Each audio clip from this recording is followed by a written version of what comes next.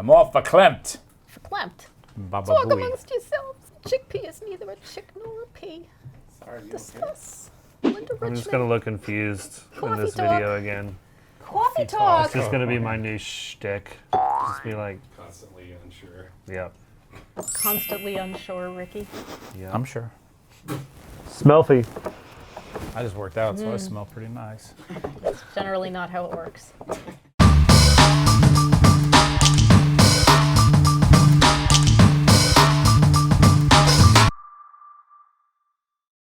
Hello and welcome to Headphone Happy Hour. I'm your host, Drew Baird, and today we're doing something different. Not headphones, but IEMs. Sarah, what do we got going on? Well, today we have the Empire Ears Odin IEMs. Yes, I'm going to look at the right camera for this. We've got the Empire Ears Odin IEMs, which came out in 2020, I believe. Flagship Odin, and we've got it paired with some Angry Orchard Peach Mango. Ricky, Hard cider. do you know why we're pairing it with the... I have no idea. Oh, well- it's fall soon? Because I Empire love fall? Ears is based no. outside of Atlanta, so peaches, Atlanta, peach mango. I don't get it. Makes sense to me. Yeah, okay. well, I'm a big hard cider guy. I like it. it smells delicious. It does smell. Ah, it smells good. Oh, that's definitely peachy. So, the Odins. Nice. These are their reference flagship IEMs. I absolutely adore them. They have a ton of drivers on them. Sarah's going to go over those in a second because they're too many for me to remember. But one thing to note is they're using electrostatic tweeters and super tweeters in them. And what's so amazing to me is that you would think with all those electrostatic drivers in there, they would be bright, harsh, brittle, etc. Not that electrostatics are that way, and I'm giving electrostatics a bad name, but there's a lot of high-end frequency energy going on. And I reintroduced myself to the Odins this morning because it's been a while since I've listened to them. And I've forgotten how resolute and clear and clean they are, but at the same time, they're very musical, they're very balanced. I mean, they are, they check a lot of the boxes for me. I mean, it's really hard pressed for me to find something to fault them with. The only thing I could say is, hey, they're expensive. I mean, when you have that many drivers and that much technology, it's going to be pricey. What were the drivers again? So they do, like you said, they do 4 electrostatic drivers, and what they do is they have their own proprietary technology that they use with the E-stat drivers, because electrostatic drivers tend to, or they have a tendency to, I think, drown out other driver types, and so this technology that they use somehow magically keeps the electrostatic drivers in check. So like Drew said, it keeps it from sounding overly bright or harsh. They also use 5 balanced armature drivers for the middle frequencies, and then their version of a dynamic driver, which is their Weapon 9 Plus subwoofer. So 11 drivers per side in each of these tiny little And we'll shells. throw some pictures of them up on the screen because they're too small to see, obviously, from here. But it's amazing how much technology is stuffed in there. And the fact that, they've got what they call subwoofers in there. I mean, and what I mean by that is that they produce really good bottom end. And I don't mean bloated, thick bottom end, but you can feel all the way down the subharmonic frequencies, on some tracks that, normally if your headphones or your IEMs or speakers can't get down there, you're not going to really hear anything. But you can hear that sort of rumbling at the bottom. It's really amazing. When I listened to him again this morning, I teamed him up with the AK SP2000T, which is a great player because you can go back and forth between a balanced sound signature to a warm sound signature to an analytical. It's a very flexible Astle and Kern. I'm here to ask the stupid questions today. Why are there 11 drivers in this tiny little IEM? Well, this can go back a little bit, a couple of different directions. We can talk about, let's say, like a home theater or a 2-channel receiver, right? It's a tuner, it's a preamp, it's a amplifier. When you start separating out each device into a separate tuner, a separate preamp, a separate amplifier, or with a speaker, you have more drivers that carry smaller bands of frequency ranges. Each one of these pieces works a lot more efficient and has to do less and just do what they need to do within their range, whether it be electronics or speaker drivers, to their best abilities. So the more drivers you can add, then each little divot of frequency response is taken care of so much more effectively. However, it's a very complex process to create a crossover network that can make it sound right. That is the most complex part of this whole thing, especially with speakers where you've got lots of drivers and you know, four-way crossovers and stuff like that. It can get very complex, and you can have what's called lobing effects and stuff like that. Anyway, the bottom line is what they've done with this many drivers is pretty exceptional in that the tonality is very balanced, very smooth, very detailed, very resolving. Fantastic IEMs. Yeah, so Ricky, I know like IEMs aren't really your cup of tea. Just mezzo, Yeah, but what do you know about Greek mythology?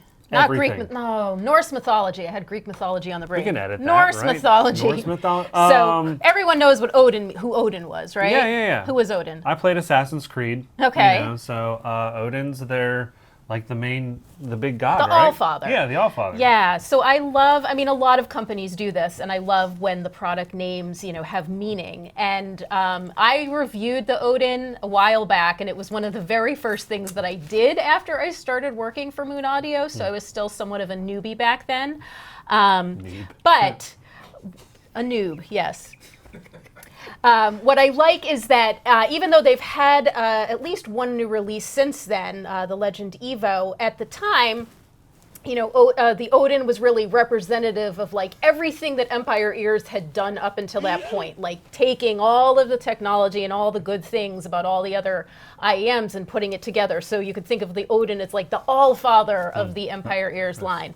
And I also love, like, The design if you is can awesome. see, I mean, it's this beautiful like jewel-toned dimensional design. You've got the Empire Ears logo on one side and if you can see that, a Volnute on the other side, which, do you know what the Volnute is? Nope. It's known as Odin's Knot. And it's like has to do with like the transition between life and death. So I was like trying to Deep. I was trying to like get to like, what does this IEM mean? How does that translate to the sound of the Odin, the life and death? I don't know. So Give it to us, Drew. I mean, yeah. So I mean, you know, it's Going deep. Yeah, exactly. I mean, it's almost philosophical. extraterrestrial. I mean, you know, when you're listening to it, and you know, if you close your eyes, I mean, you're between a couple of different planes in terms of what's going on. I mean, there's so much information. I mean, you know, I'm sure somebody's going to ask me, but they haven't done it yet. What kind of genre do I like with these? And this morning, I mean, I put them through everything. I mean, I listened to them with Vici, A State of Trance. I listened to some Art Baker jazz. I listened to Brother in Arms by Dire Straits. And the layers and the differentiation of instruments, it was just, it's nuts. I mean, for an IEM, it's an impressive sound. And it's something that's very hard to do, not only in IEMs, but also in headphones, period. There's so much going on, and it's so complex and rich sounding. I can't say enough good things about this IEM. Would you say with the more drivers, you get enhanced soundstage, good layering? Like, how does that translate? I mean, you know, like, you're not going to get a wide soundstage the way that you're going to get with speakers, and not as wide as some headphones can produce because of the angle that they can do with the drivers. You know, these IEM drivers are so close to your ear canals, and the ports that deliver the sound into your canal are so close. It's hard to get an expansive sound. But like you said, in terms of layers, I can still sort of feel like there's layering going on, like sort of going through a lasagna, you know? Nice. You got the several layers of the noodles and the meat and the cheese, and you know, it just keeps going on and on. And that's, especially with Art Baker, when I was listening to a big piece by them, you know, there was just so much different stuff going on, and I can really sort of pick between, like, if I was swooping in and out of all the instruments on the stage. It's impressive sounding. So it's the lasagna of the It IEM is the world. lasagna of the IEMs, awesome. and I I love like it. me some lasagna. And so what do we have here? Yeah, what do we pair it with? And so, you know, I'm a detail freak, so the Silver Dragon V2 IEM cable with 2.5 balanced for the AK. You know, IEMs are easy to drive. You don't necessarily have to use balanced, but obviously I want to use the best ability of that Astle and Kern player. And so if you're going to do single-ended, you're missing half of what's going on there. So you want to use one of the balanced connectors, either the 4.4 or the 2.5. I just happen to have a 2.5 cable handy, so that's what I used this morning. The 4.4 is a little more durable, so if you've got it in your pocket and you accidentally sit down, hopefully you won't bend the connector like you will with a 2.5. Anyway, so I like the Silver Dragon in there. You know, it doesn't, you know, even with the Silver Dragon adding more detail and resolution, the electrostatic drivers don't become harsh or sterile or cold sounding. It's a pairing in heaven. So that's what I'm. Two questions. That's what I'm going with. Universal or custom? Yes, both. Both options. Both are available. Nice. These are the universals. I have to get myself a set of customs. I'm a customs guy. You know, the biggest problem with universals, and not everybody has this problem, but the pressure that tips can cause in your ear canal can become problematic over time. And half of the battle with universal IEMs is comfort. And if the tips that come with your IEMs don't fit and don't feel good, there are a plethora of options out there. Go on Amazon, there's so many. There's JVCs, Spin Fits, CompliFoam, blah, blah, blah. You can buy a whole bunch of different tips and find the one that gets you the right comfort. These IEMs aren't terribly big in terms of bulk and girth, and you know, with that many drivers, it's not like a big honker sticking outside of my ear here. It's actually very modest size for how many drivers are in it. I think that's important, and that helps Lightweight. with the comfort. Yep. But I'm a customs guy. I mean, customs, you know, they won't fall out of your ears when you're running or exercising. You can sweat all over them and wipe them with an alcohol wipe. Whereas with tips, you got to just constantly throw them out and get new ones. It's a bit of a pain in the butt. But customs only fit you. So if you're a person that's constantly selling through your IEMs to get the next hot potato, you know, don't go with customs. Get universals. That way you can sell them off. But anyway. Question number 2, how much is the Allfather going to put you back? I forgot. You know, we're gonna put it on the screen. Yes. You know what? There's so many products on our website, and usually I can grab one at the drop of a dime, but I can't remember this one. 3,000-ish. It's in the 3,000 somewhere, you know, ballpark. high Yeah. 2,000s, 3,000. We'll put it on the screen. I'm embarrassed that I don't know it. You know, there's just too many Price products is to no keep up. object Yeah, when it price comes is no to the object. odor. I'm not worried about it. Here's my card. Slide it through. I'm gonna buy it there. So It's a really good anyway. lasagna. Yeah, good lasagna. Yeah. A little off topic, but Yeah. how about that screen on the SP2000? Ooh. Yeah. There we go. Yeah. Unfortunately, it cuts off every 3 minutes, even though a song's playing. That's to save you battery life. Yep. So anyway, It's a great DAP. But that's one of our favorite DAPs in house, the SP2000T. We should talk about it sometime. Yeah. Send us suggestions on what we should Yep. pair with the SP2000T, and we'll Yeah. put it on the docket. Yeah, and It's official, Moon Audio fans. We're giving away these Sony WH-1000 XM5 wireless noise canceling headphones and one of our custom Black Dragon portable headphone cables, a $550 value, free to one of our loyal followers. Simply follow the link in the description below to enter. The grand prize winner will be randomly drawn after the contest closes on Monday, September 19th, 2022, and announced during our Headphone Happy Hour on Friday, September 23rd. There's tons of other ways to enter, and once again, you can find out more by clicking the link in the description below. And before you go, be sure to subscribe to our YouTube channel and hit the bell so you're notified of all future giveaways as well. Who knows what we'll give away next?